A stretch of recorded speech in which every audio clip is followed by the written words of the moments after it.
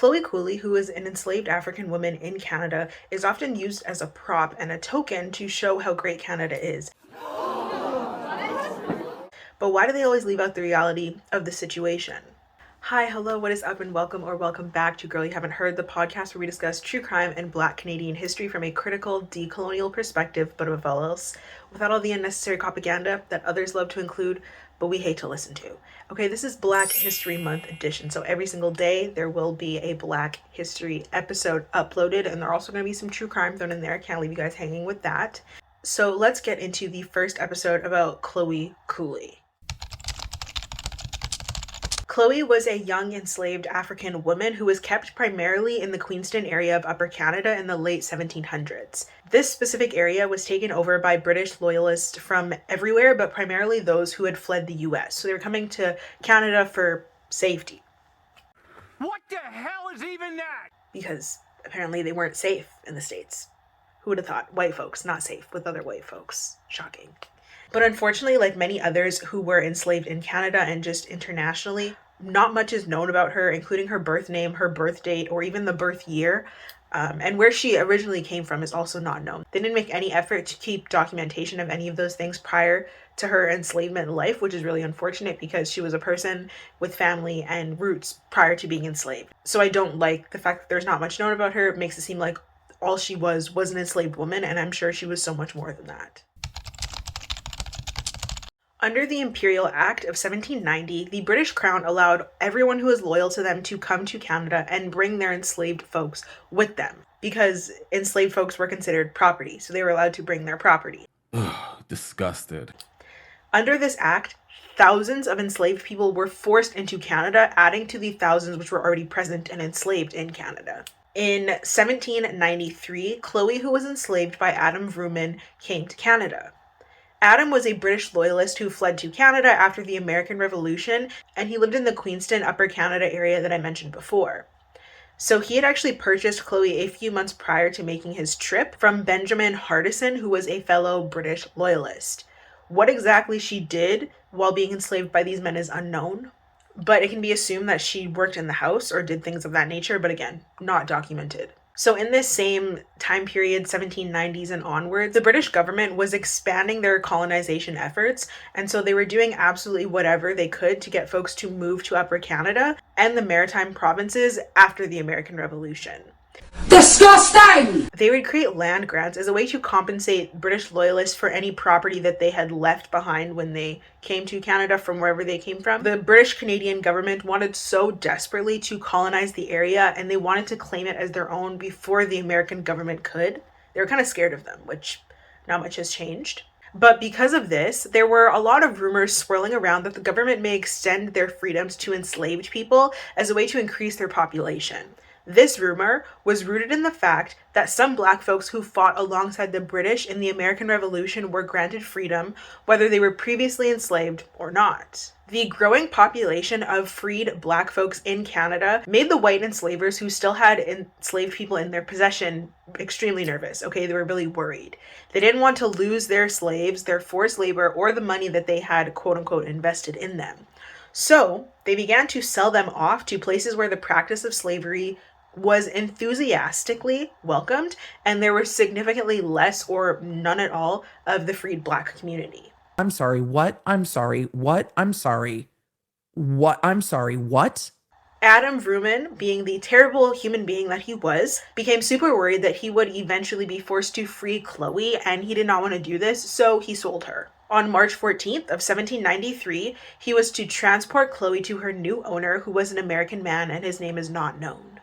Chloe didn't want this, okay? Homegirl did not want to be sold to someone she didn't know. I also imagine that due to the increasing number of freed Black folks and these circulating rumors, she also thought that she might have a chance at freedom had she stayed put. So she resisted this sale. She wasn't down with it.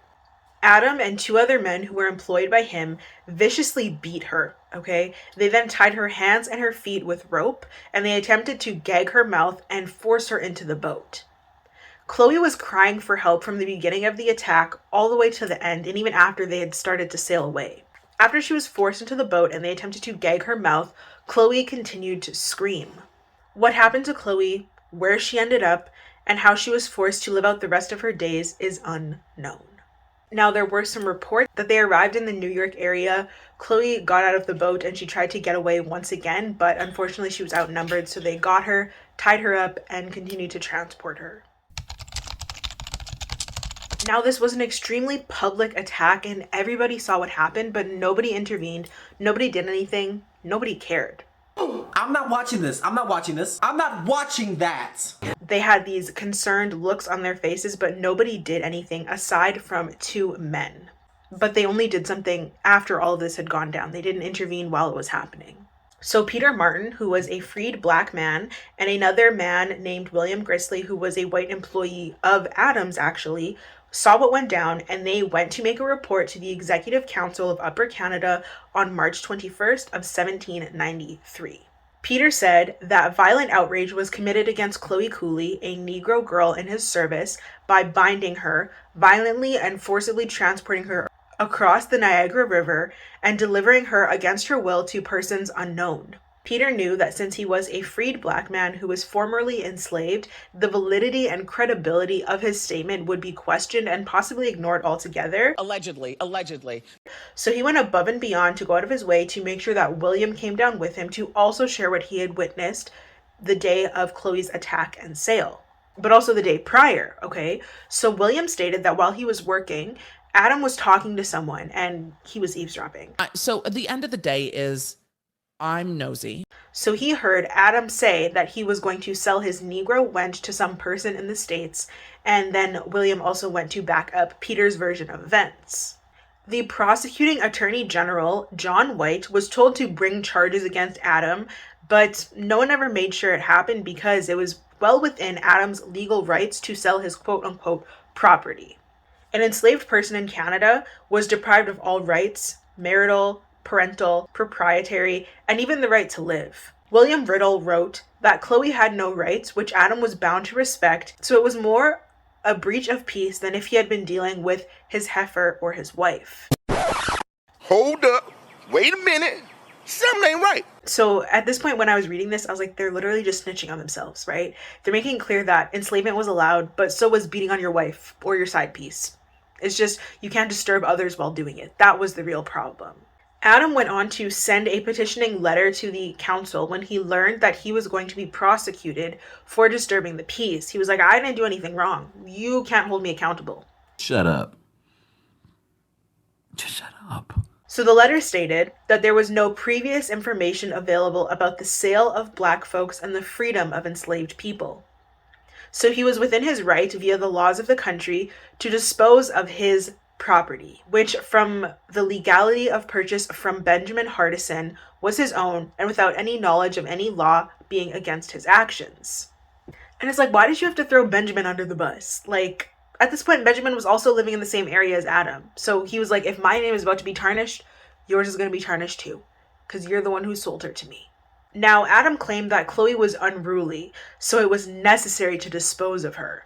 Oh, Lord. Talking about her as if she is a piece of garbage that he had to get rid of, rather than a person whose life he was permanently altering and destroying more than he already had. He said that Chloe had regularly been fighting him, which, gee, I wonder why, right? Like, why would an enslaved woman be fighting her enslaver? It's beyond me. He said that she had been engaging in ongoing acts of resistance, behaving in a quote-unquote unruly manner, and she regularly engaged in truancy and refused to work when told, which, go Chloe, love that for you, girl, okay? He said that all of these things, alongside her physical struggle against him regularly, and the sale in March warranted much more violence against her, but he used his own goodwill to resist his urges by simply just selling her instead. He said that beating her publicly was justified because of her regular resistance. It impeded on Adam's ability to maintain his property and to sell her. So basically he was mad that he couldn't control her, okay, and said that I'm good with beating her up. You can't get mad at me because she didn't do what she was supposed to do, so I could do whatever I want.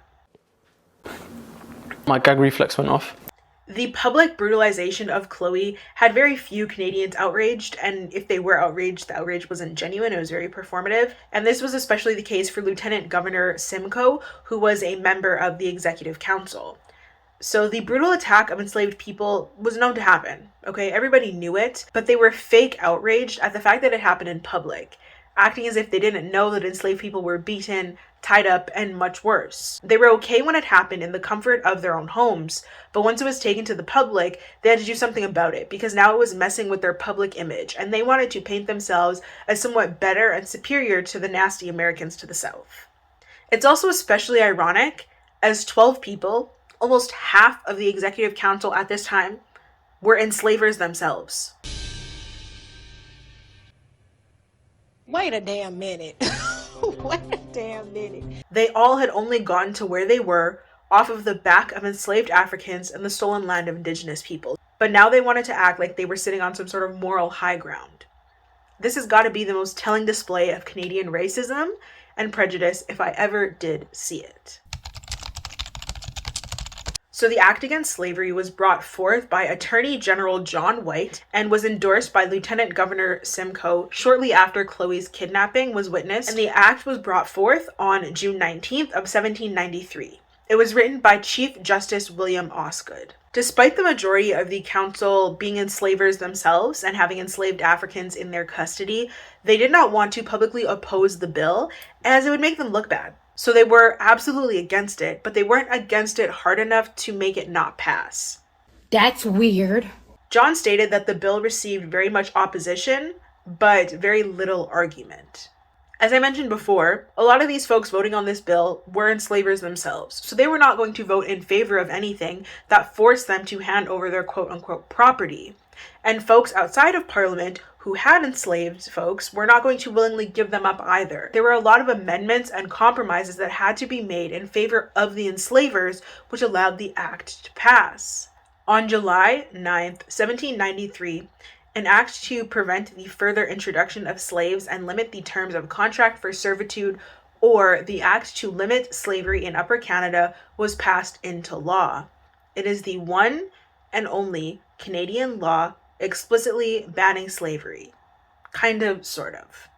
So this law didn't abolish enslavement in Upper Canada, and it didn't free those who were already enslaved. It was just meant to make sure that slavery couldn't expand, but allowed it to openly continue. This act made it illegal to sell enslaved folks within Canada and across the border to America. Although let's be extremely clear, let's be so for real right now, okay? It was illegal, but it didn't stop them from doing so. And the last recorded slave sale actually happened in 1824. But it is possible that the last sale happened much later. They just didn't keep adequate records of it, or keep records that could easily be found because it was illegal. So there were three classes of people under this law. Those who were held in slavery at the time of the law would continue to be property of their owners for the rest of their lives unless freed. So it was on the enslaver to do something good and let them go. Why would they do that? People who were born to enslaved mothers would be given freedom at age 25. Their owners were encouraged to hire them as indentured servants for up to 9 years at a time, and those terms were renewable. And if we're being so for real, indentured servitude in Canada for Black folks was just used as another nicer form of enslavement. The white enslavers had all of the power, making it virtually impossible for fair agreements to be created from the start. No one governed these agreements. Black folks who were in indentured servitude were rarely paid, if ever at all, and sometimes they would be additionally charged for small things just to put them in debt to their owner to keep them longer than the agreed terms. And the third class of people was freed Black folks, and of course they would remain free, and their children would be born free from birth, which they're already free, so like, duh. Now this is the part that really gets me, okay? If any enslaver freed an enslaved person, they were to post bond or pay a fee to the government so that they wouldn't create financial burdens on the country due to the removal of that quote-unquote profitable slave from the system. Literally making it a deterrent to free enslaved people. So the passing of this law repealed the Imperial Act of 1790, which allowed colonizers to transport enslaved people, and if enslaved people were brought to Canada, as soon as they crossed that border, they were supposed to be freed upon arrival. But no one made sure that this happened. It was just up to the enslaver to do it, which, why would they do that? Like, obviously, if these people had slaves, they saw nothing wrong with owning slaves. They believed that they had both a legal and a moral obligation to do so. Like, please be so for real. These people aren't going to willingly give up black folks who they considered their property. Like, they're just not going to.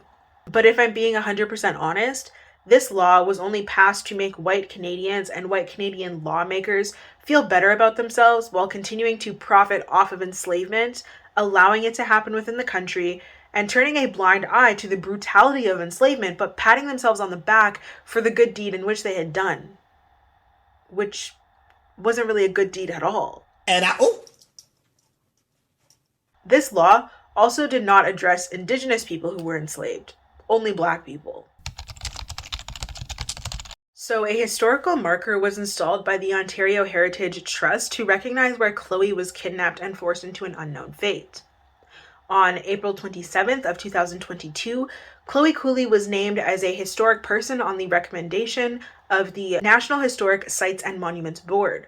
Chloe Cooley's story was also made into a 5-minute documentary by Andrea Conte, and I will leave that link down below if you are interested in watching that. And literally like a couple days ago, Canada Post issued a stamp with her image on it. So, we have now come to the part of the podcast where I give my thoughts, my feelings, my opinions. Today drained me. I had never heard of Chloe Cooley, and when we talk about, like, first of all, we don't really talk about enslavement in Canada like that, but whenever we do talk about it, we don't talk about why it was outlawed. It's just like, yeah, they decided that it wasn't good anymore. No, this situation with Chloe forced their hand, okay? It messed with their public image, so that's why they decided to do something about it, and that's very on brand for Canada. But also, what they did protected them and protected their money and their best interests, because nobody was forced to free the folks that they had enslaved in their custody. And if they did free anybody, they had to pay. So it's like, why would they do that? If 2 + 2 is 4, 5 + 5 is 10. Okay. What is this? But wanted to act like they did this great thing and act like we were so far ahead of America, when America would literally go on to abolish slavery in 1865. Canada did it in 1793. That's not a huge gap, if we're being honest. It irritates me how not much is known about Chloe prior to enslavement, because it makes it seem, like I said before, like her life just started and that's all that she was. That was her only value, that was her only purpose. And that's not fair, not accurate. Like, black people existed prior to slavery. We had history prior to enslavement. So that should be talked about, that should be recognized. And it should be just as important as what happened once black folks were enslaved. But this is a theme that you're going to see with the episodes where we do talk about women or men who were enslaved. It's like, that's just kind of where their life starts. I really have a big issue with the Canadian government naming Chloe as a historic person, and then also putting her on a stamp, because when they do so, they don't acknowledge the full history and the full extent of why she was in the position that she was in and the way that they played a role in that. It's just like, yes, she was an amazing woman. And it's like, was she an amazing woman? Or was she just somebody who didn't want to be enslaved anymore, who was being beaten in public, she was being brutalized, and nobody did anything about it because as a black woman, they saw her as a piece of property who wasn't worth protecting. Oh, okay. And how does that now carry over into today in Canada? Like, the disconnect is real. The cognitive dissonance is just, it's real. Every single time Black History Month rolls around. And I can't stand it. Like, they'll make these big public spectacles being like, yes, Chloe, amazing, mwah, we love her. But they distance themselves from the women and what happened to them. It's like, oh, well, the government did that so long ago. And it's like, okay, government did it, but never paid reparations, never really formally acknowledged slavery, never acknowledged or apologized for the fact that this happened to Chloe, never apologized or acknowledged for the fact that the quote-unquote anti-slavery law that they passed didn't actually free anybody. And all it did was give white enslavers ways to further manipulate folks. Like when we talk about the fact that indentured servitude for black people, I want to be specific, indentured servitude for black people in Canada was just an extension of slavery. I said what I said. And it's something that would go on, like if you listen to the other podcast episodes that I released a couple weeks ago about the ban on black immigration And the West Indian domestic scheme, you see how these things have just continued. They look slightly different, but it's the same thing at its core. I don't like the fake acknowledgement. It doesn't sit well with me. Not now, not ever. I hope that at some point Chloe got a taste of freedom, even if it was only very short, very temporary. I just hope that her whole life wasn't horrendous and tumultuous, and everyone just stood around and let that happen. Oh boy. If you like this podcast episode and you are watching on YouTube, make sure to give it a big like. Make sure to subscribe and hit that bell notification so you're aware of every single episode that goes up this month. Remember, there's going to be a lot. You don't want to miss it, okay? And if you are listening on your favorite streaming platform, then make sure to rate the podcast. In the description below, you can find links to my Patreon where you can subscribe and get early access to all of the episodes that are going out this month. You also get a say in what I do, and there will be new and additional benefits in the coming weeks as well. And if you're looking to support in other ways, you can find those links in the description down below as well. So again, thank you so much, and I will see you tomorrow.